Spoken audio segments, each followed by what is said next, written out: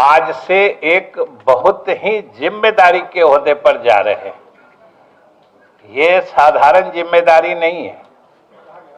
सरकार में सैकड़ों लाखों नियुक्तियां होती हैं और आप रोज समाचार पत्रों में, अखबारों में पढ़ते होंगे कि हर विभाग में नियुक्ति का अभियान चल रहा है।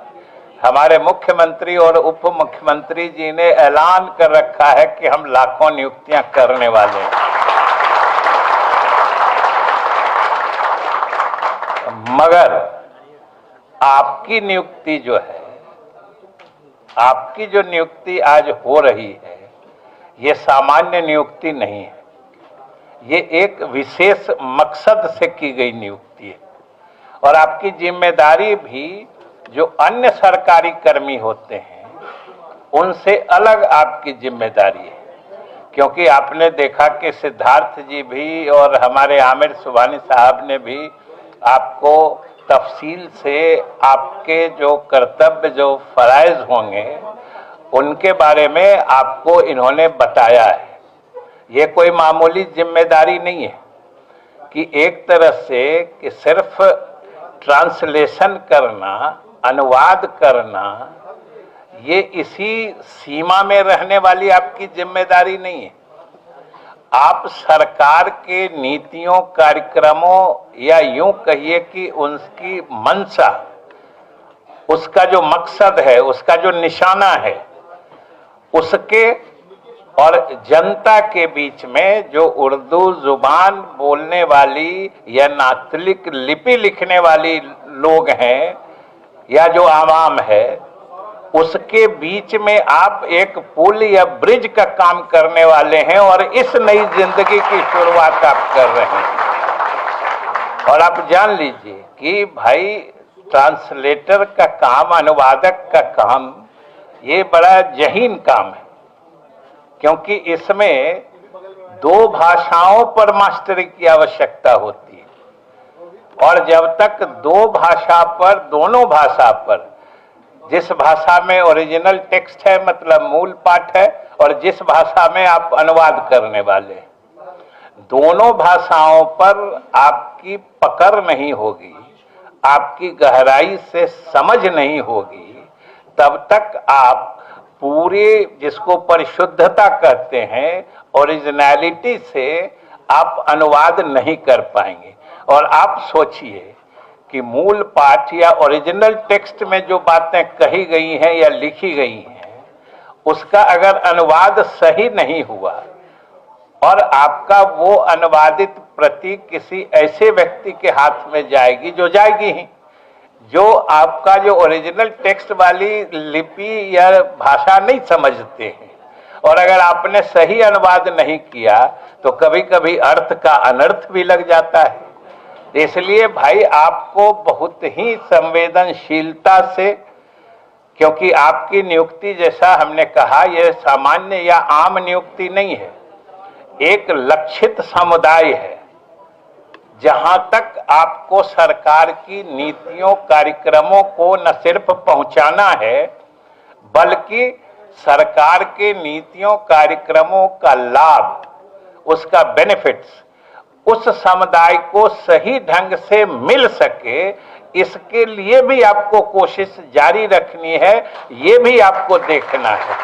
वरना आप तो जाइएगा, हो सकता है कि आपको काम लगे कि दफ्तर में 5-10 मिनट से ज्यादा का नहीं काम है। आप सोचिए, अगर प्रखंड कार्यालय में गए, 2 एप्लीकेशन उर्दू में आए, आप बैठ के 5 मिनट में अनुवाद कर दिए, बाकी के समय, तो बाकी के समय भी ऐसे नहीं है कि वो निष्फल है या बेकाम है। आपको सरकार के एम्बेसडर के रूप में सरकार के नीतियों, कार्यक्रमों को, खास तौर से जो आपका टारगेटेड कम्युनिटी है या टारगेटेड सेक्शन ऑफ सोसाइटी है, उस तक पहुंचाना, ये आपकी जिम्मेदारी होगी, ये जान लीजिए। और आपके इसी बात पर सफलता आपके इस अपॉइंटमेंट की भी है, और सरकार ने जो आपको बढ़ावा देने का फैसला किया है, विशेष तौर से हम लोगों की सरकार जो नीतीश कुमार जी की रहनुमाई में, इसीलिए जानी जाती है, यही इनकी पहचान बन गई है कि न सिर्फ ये उर्दू जुबान को फरोग देने का काम करते हैं, बल्कि पूरी इस समुदाय, ये पूरी कम्युनिटी किस तरीके से आगे बढ़ के काम करे, ये इनकी पहचान बन गई है। और आप सोचिए कि धीरे धीरे उर्दू कहाँ थी और कहाँ पहुंच गई है। उर्दू तो मिठास और तहजीब की जुबान है ना, मिठास और ये तो भारतीयता की पहचान रही है। अरबी फारसी हो सकता है दूसरे तरह की बात हो। हमको तो खूब अच्छा हुआ और हम माननीय मुख्यमंत्री जी को विशेष रूप से और इनकी सरकार को बधाई और शुभकामना देना चाहते हैं कि उर्दू जुबान की जो खासियत और पहचान थी और है कि ये सिर्फ एक समुदाय विशेष की भाषा नहीं है, ये भारतीयता और भारतीय समाज की भाषा है। और हमको तो खूब अच्छा लगा जो अभी 2-2, 3-3 कौन अविनाश, संजय, किरण, उन लोगों ने उर्दू ट्रांसलेटर या उर्दू कर्मी के रूप में आज नियुक्ति पत्र पाया है। मतलब समझ लीजिए कि दूसरे मजहब को मानने वाले लोग भी उर्दू पढ़ रहे हैं, सीख रहे हैं। इससे अच्छा गंगा जमुनी तहजीब का उदाहरण मिसाल क्या हो सकता है। और ये हमारे मुख्यमंत्री जी के राज में और इनकी सियासत में पल बढ़ रहा है, इसके लिए हम विशेष रूप से इनको शुभकामना और बधाई दे रहे हैं। और चाहे उर्दू अदब की बात हो, उर्दू जुबान की बात हो, इसको फरोग देने की बात हो, जो इन्होंने काम किया है वो तो बेमिसाल है। कौन नहीं जानता है, सारी हस्तियां पटना बिहार की बैठी हैं। चाहे वजीफे की बात हो, चाहे मौलाना मजहरुल हक अरबी फारसी यूनिवर्सिटी की बात हो, अलीगढ़ मुस्लिम यूनिवर्सिटी का ब्रांच खोलने की बात हो, चाहे हर तरीके से फरोग देने के लिए इस भाषा को या इस जुबान को बोलने वालों के लिए इतना काम चल रहा है।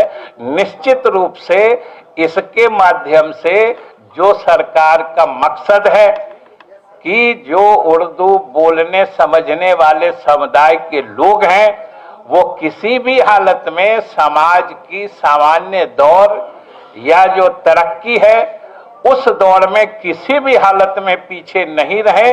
और आज का यह कार्यक्रम सरकार के इसी मंशा की एक मिसाल है।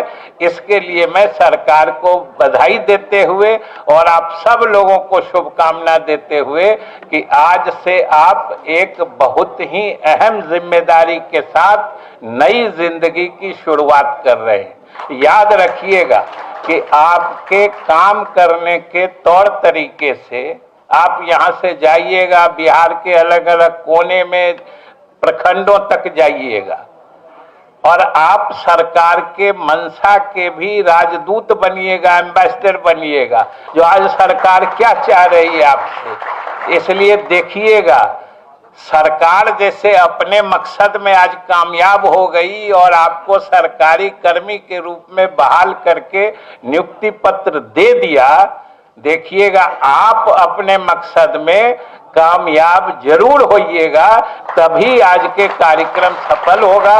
बहुत बहुत धन्यवाद।